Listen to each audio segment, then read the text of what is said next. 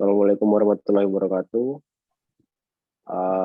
Sebelum saya mempresentasikan atau menyampaikan materi, alangkah baiknya saya dan rekan saya memperkenalkan diri, karena pepatah mengatakan tak kenal maka tak sayang.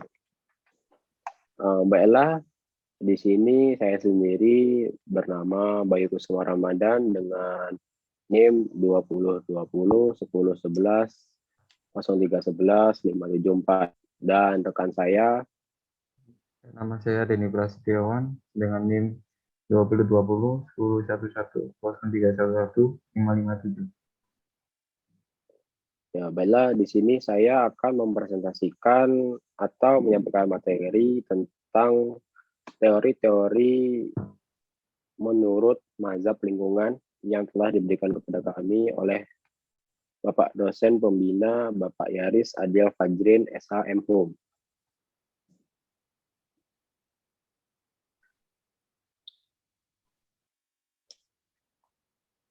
Ilmu kriminologi. Kriminologi bermaksud untuk menerangkan suatu hubungan kasual antara berbagai faktor sosial, psikologis, dan budaya, dan timbulnya kejahatan. Studi ini dikenal dengan nama ekonologi kriminal, dengan banyaknya berbagai teori di Indonesia, yakni teori ekonomi tentang kejahatan. Kriminologi dianggap sebagai ilmu bantu hukum yang dimana kriminalisasi menjawab permasalahan gejala kejahatan di dunia, sehingga batasnya menjadi sangat longgar. Teori kriminologi umumnya untuk mencari pemahaman tentang hubungan antara pelaku, negara, dan korban. Perkembangan kriminologi pada akhir abad ke-19, kriminologi dianggap sebagai ilmu pengetahuan tersendiri di Eropa dan Amerika. Banyaknya bermunculan teori dari para ahli, namun ada teori yang tidak mengandung kebenaran sehingga menimbulkan reaksi. Adanya aliran hukum pidana dengan penganut aliran kriminologi.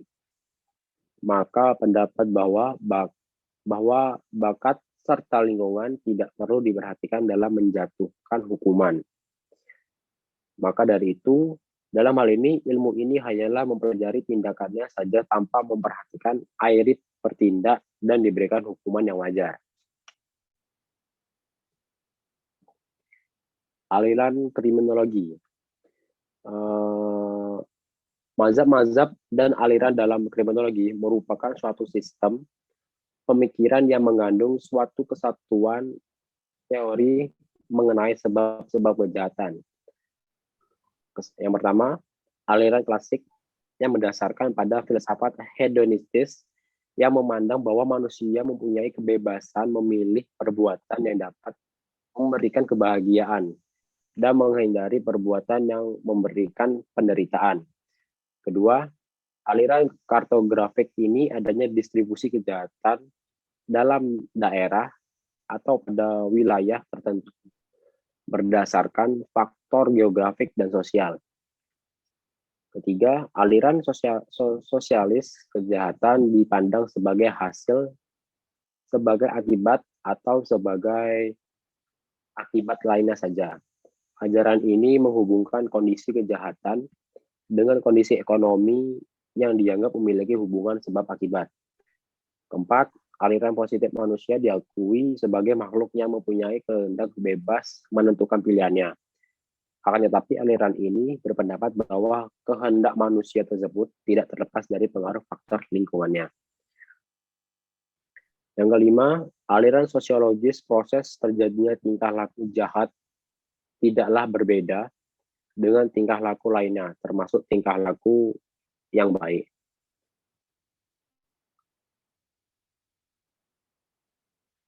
Mazhab dalam kriminologi.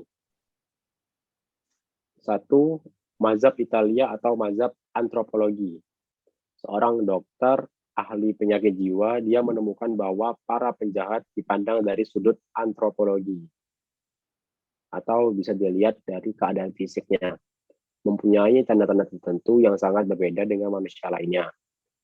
Jadi, jatuh. Apa ini? HP ku ceplok anjing. Aku ngulang suku mazhab. Oke, engkau kamu motong ya, dipotong. Ya bisa kan gini.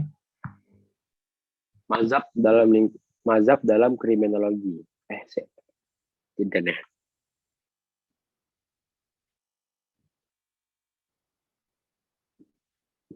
Ini haus ceplok. Astagfirullah. Yo. Kak, mari. Mazhab dalam kriminologi. Ya Allah, kok saya ojo buru-buru.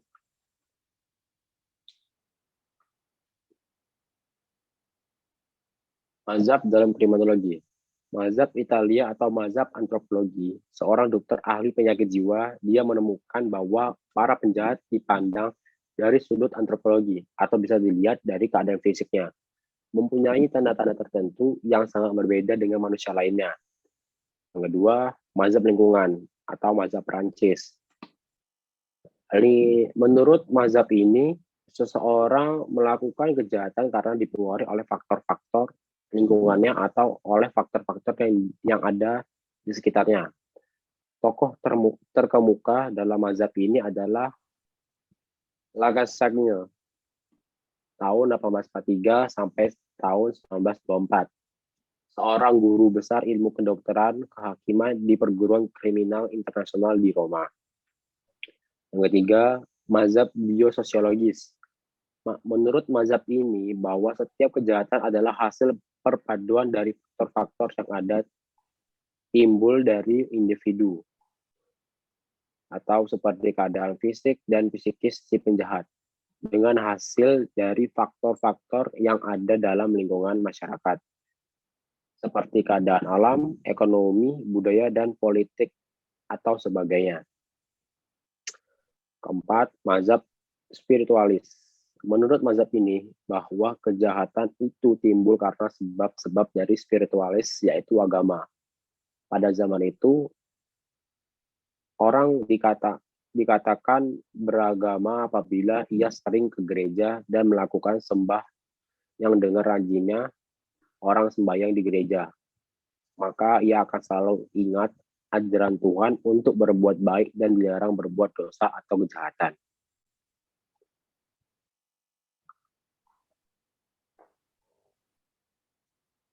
A. Teori lingkungan semboyan.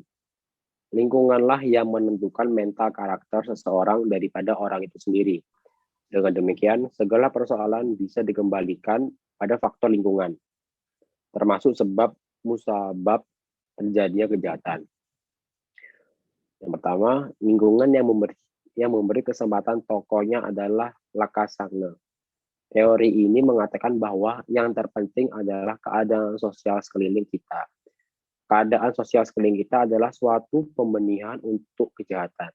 Lagasagne menyamakan bakteri dengan penjahat dan tubuh manusia dengan masyarakat.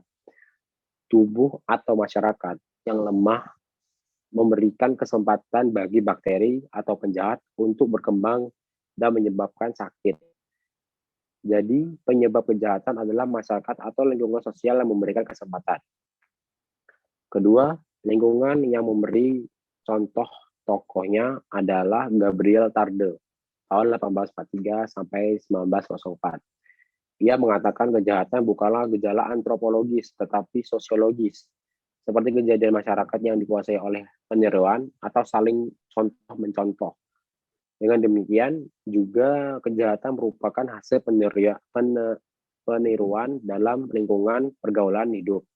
Teori ini dapat pula disebut dengan teori imitasi. B. Teori ekonomi. Faktor ekonomi mempunyai pengaruh signifikan terjadinya kejahatan. Bahkan oleh Bonger dikatakan sistem ekonomi menguasai seluruh kejahatan. Bonger juga mengemukakan teorinya, yaitu kejahatan bukan karena faktor objektif atau seperti kenaikan harga pangan, malah justru faktor subjektif tertentu yang dapat menimbulkan kejahatan. seperti pengangguran atau penghasilan yang sangat kecil, sehingga tekanan ekonomi akan membuat mereka merana dan sesat. Sehingga mau tidak mau mendorong mereka melakukan kejahatan.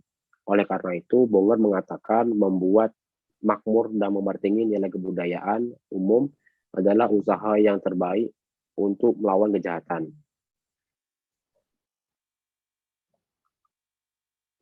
C. Teori diferensial. Identification and anticipation Daniel Glaser adalah pencetus teori ini yang pada pokoknya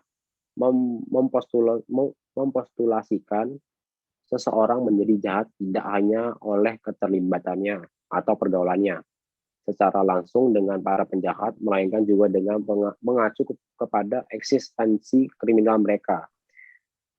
Dengan perkataan lain, orang tersebut mengidentifikasikan dari penjahat atau orang-orang lain yang berperilaku jahat, baik yang nyata-nyata ataupun maupun yang hanya ada dalam khayalan.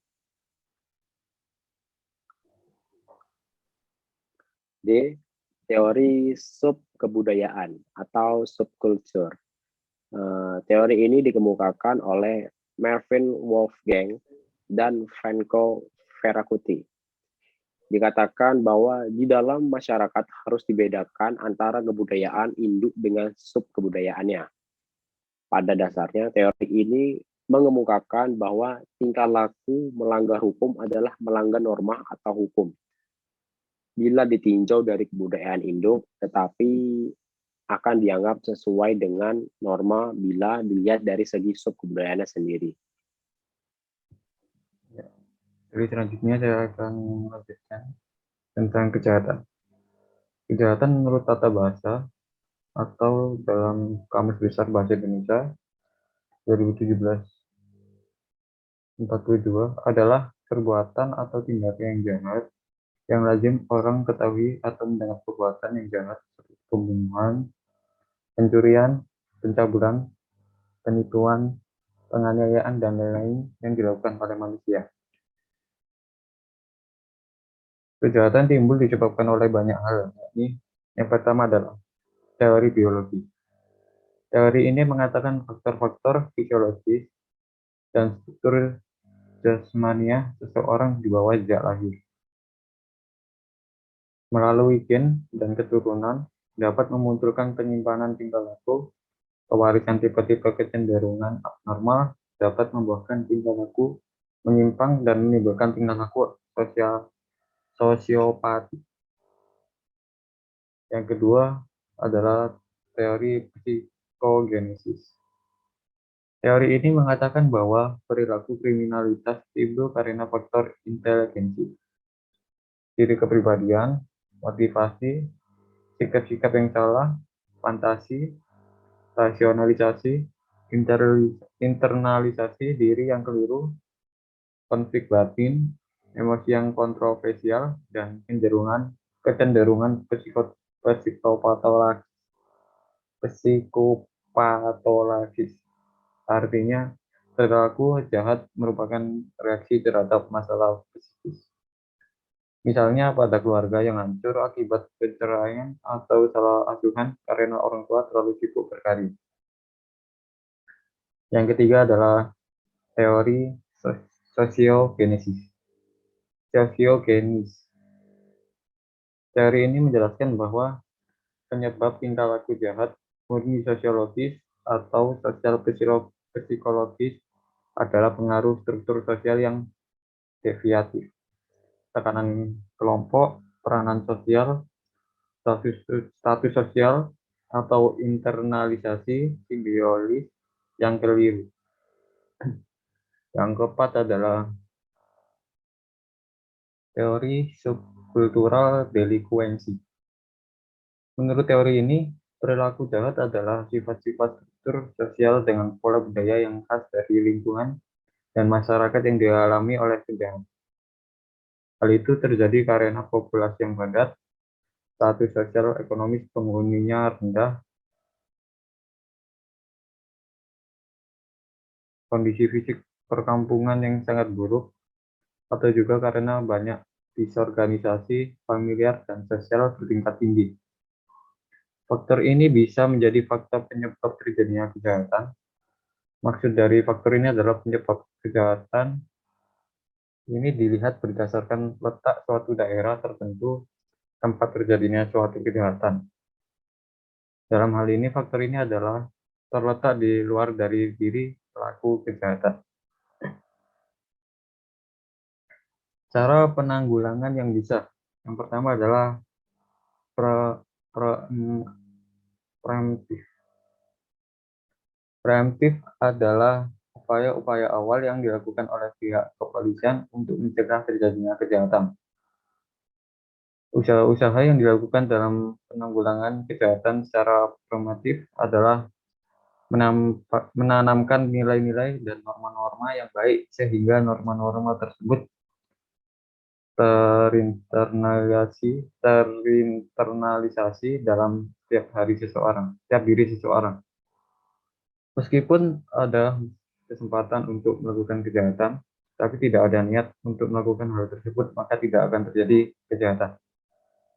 Jadi, dalam usaha preemptif, faktor niat menjadi hilang meskipun ada kesempatan.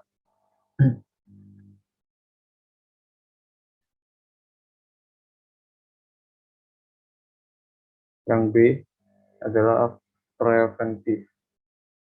Upaya preventif ini adalah tindak lanjut dari upaya preemptif yang masih dalam tahap pencegahan sebelum terjadinya kejahatan.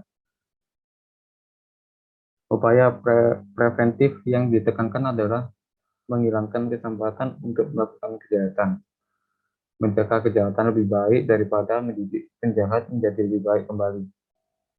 Sebagaimana semboyan dalam kriminologi, yaitu usaha-usaha memperbaiki penjahat perlu diperhatikan dan diarahkan agar tidak terjadi lagi kejahatan ulangan. Yang C adalah represif. Upaya ini dilakukan pada saat telah terjadi kejahatan yang ditindakannya berupa menegakkan hukum dengan menjatuhkan hukuman. Penanggulangan yang dilakukan adalah dengan cara menindak para pelaku kejahatan sesuai dengan perbuatannya, serta memperbaikinya kembali agar mereka sadar bahwa perbuatan yang dilakukannya merupakan perbuatan yang melanggar hukum dan merugikan masyarakat. Ini saya akan menjelaskan mazhab Italian juga. Tokoh dari mazhab Italian atau mazhab antropologi yaitu Cesare Lombroso. Menurut Lombroso, sifat jahat merupakan sifat bawaan dari lahir karena menurut sudut pandang antropologi. Kejahatan memiliki tanda-tanda tertentu. Orang-orang yang memiliki tipe seperti hidungnya pesek, tengkorak yang asimetris, kemudian rahang, bawang panjang, dan alisnya tebal dikatakan jahat oleh Lombroso. Teori Lombroso tersebut dikembangkan lagi oleh muridnya yaitu Ferry. Menurut Ferry, timbulnya kejahatan itu merupakan pengembangan diri dan fisik individu, kemudian dipengaruhi lingkungan sosial. Karena jika lingkungannya buruk, maka dapat ikut terpengaruh. Mazhab ini dikemukakan oleh terus saya akan menjelaskan tentang mazhab Italian. Mazhab ini dikemukakan oleh Al-Segbi. Menurut pendapat beliau hampir sama dengan Ferry. Menurutnya, timbulnya kejahatan yaitu terpengaruh keadaan sosial di sekitar individu dapat menimbulkan benih-benih kejahatan. Lingkungan sosial ini bisa berupa lingkungan rumah, sekolah, ataupun masyarakat. Lalu ada tokoh kedua yang menemukan mazhab ini, yakni Gabriel. Menurut beliau, kejahatan adalah gejala sosiologis yang timbul karena adanya peniruan. Teori kriminologi menurut mazhab lingkungan. Mazhab lingkungan ini dibagi menjadi beberapa bagian, yaitu yang pertama adalah lingkungan alam. Tokohnya Montesquieu. Yang kedua adalah lingkungan sosial, tokohnya Alekasakni, Gertrude Edwin, Sutherland, and M. The Beach. Lacazette menyatakan bahwa keadaan sosial sekeliling adalah pembenihan untuk kejahatan. Sedangkan Tarde menyatakan bahwa kriminalitas bukan gejala antropologi, melainkan karena gejala sosial, seperti juga gejala sosial yang dipengaruhi oleh imitasi. Tarde menambahkan bahwa sebuah perbuatan penting dalam kehidupan sosial dilakukan di bawah kekuasaan.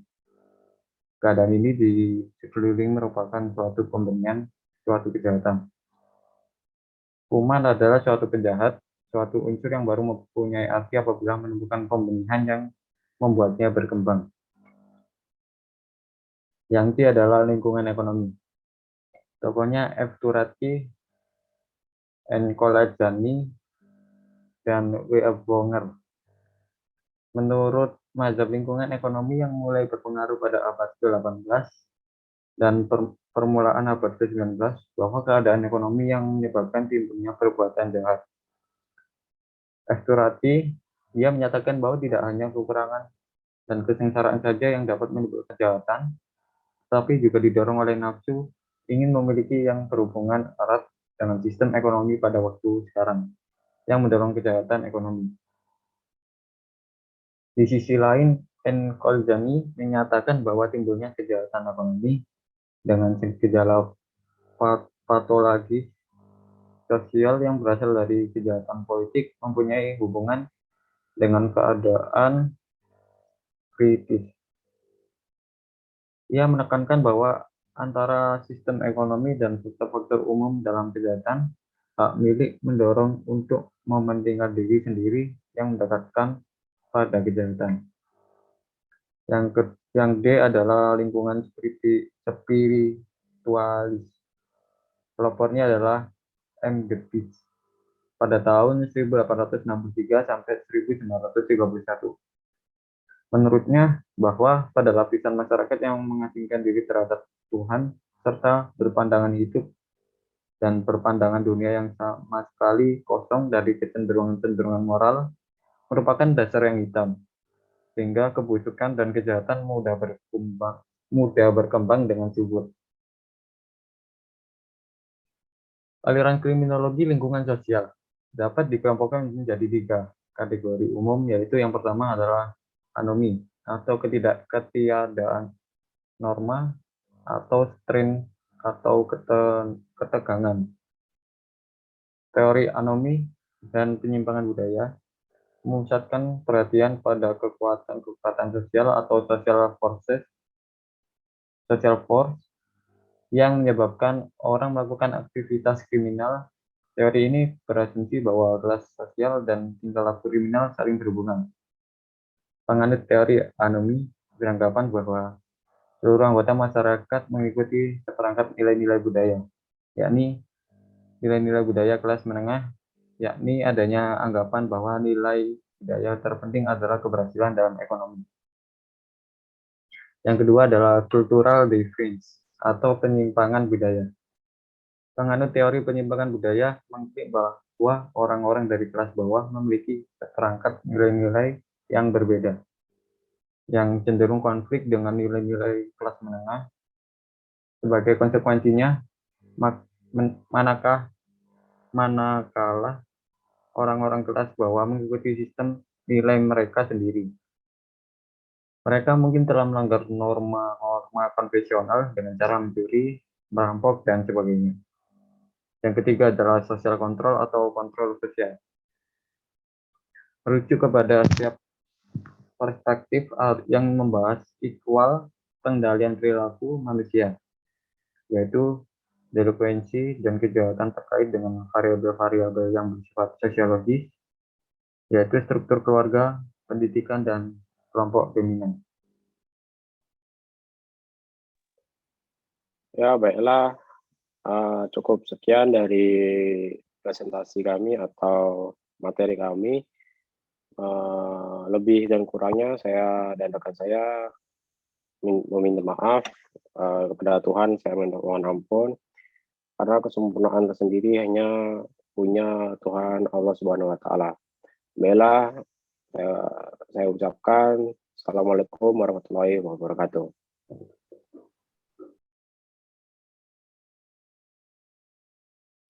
Kemiskinan menyisakan persoalan ketimpangan. Sebuah penelitian mengungkapkan bahwa di Indonesia, anak yang tumbuh di keluarga miskin cenderung memiliki pendapatan yang lebih rendah dibandingkan dengan orang dari keluarga tak miskin. Belenggu kemiskinan belum betul-betul dapat dilepaskan. 9,22% rakyat kita ada dalam kategori penduduk miskin. Tidak menutup kemungkinan kondisi ini dapat memperlebar jurang ketimpangan sosial.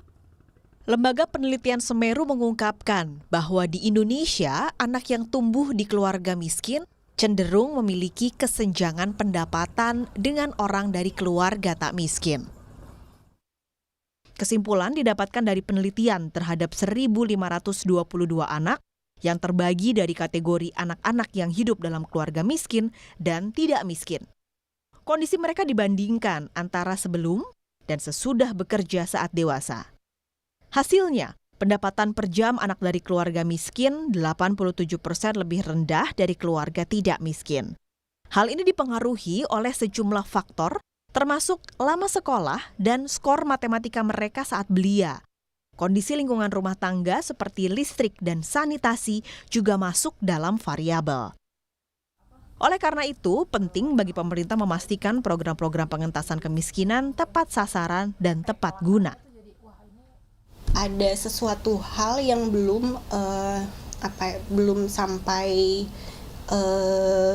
benar-benar di address gitu, maksudnya bisa jadi misalnya tadi kayak pendidikan atau kesehatan itu misalnya pemerintah udah melakukan apa ini, tapi ternyata itu belum membuat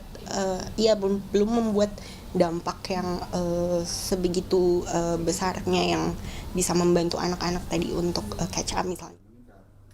Pemerintah sendiri merasa amunisi untuk meningkatkan taraf hidup masyarakat sudah cukup jitu. Rantai kemiskinan dapat dipatahkan usai ada intervensi. Kementerian Koordinator Bidang Pembangunan Manusia dan Kebudayaan Kemenko PMK menyebut program Keluarga Harapan sebagai solusi terefektif bagi masalah kemiskinan. Waktu tahun 2014 itu memang belum ada intervensi. Nah, jadi kalau frasa yang biasa kita dengar adalah itu seperti kemiskinan struktural, jadi kemiskinan dari generasi yang lalu itu diturunkan, ditransmisi ke generasi yang berikutnya. 6 tahun setelah diintervensi PKH, itu ada kecenderungan kesehatan anak itu meningkat. Pendidikan, salah satu indikatornya adalah tingkat kelulusan sekolah menengah atas itu juga meningkat. Tidak hanya PKH, pemerintah gencar menggelontorkan bantuan melalui berbagai program, mulai dari program Jaminan Kesehatan Nasional, Beras Sejahtera atau Rastra, serta bantuan pangan non-tunai. Belanja bansos pemerintah pun kian menggemuk.